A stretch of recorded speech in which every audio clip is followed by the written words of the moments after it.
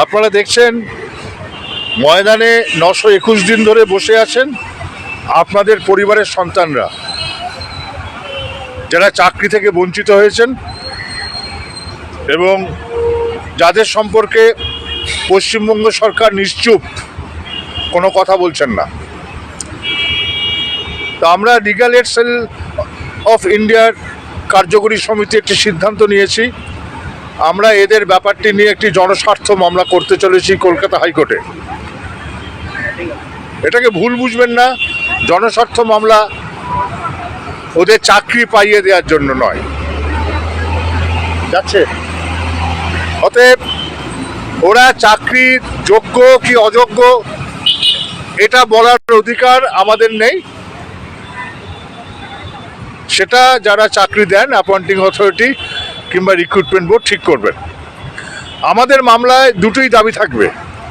এক হচ্ছে আমাদের ছেলেমেয়েরা মাঠে 921 দিন ধরে বসে আছে, সরকার এদের সম্বন্ধে কি ভাবছে, সরকারের কি অবস্থান, সরকার এফিডেভিট করে বলুক। ওরকম মাঝে মাঝে প্রেস কনফারেন্স করে বললে হবে না, কিংবা এবিপি আনন্দে বললে হবে না। যিনি সরকারের মুখ, principal secretary of education department, তাকে শপথ নিয়ে হলফনামা দিয়ে হাইকোর্টকে বলতে হবে যে আমরা এদের সম্বন্ধে এই কথা ভাবছি। যদি মনে হয় এরা অনুপযুক্ত, তুমি লিখিতভাবে বলে দাও এরা অনুপযুক্ত, এরা চাকরি পাবে না, সেটা সুপ্রিম কোর্ট আমি বুঝে নেব।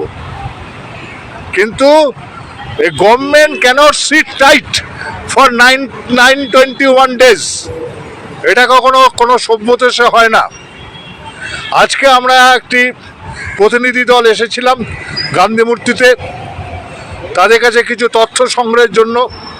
আবার আসব, এদের ব্যাপারটা প্রথম থেকে শেষ অবধি আমাকে লিখতে হবে।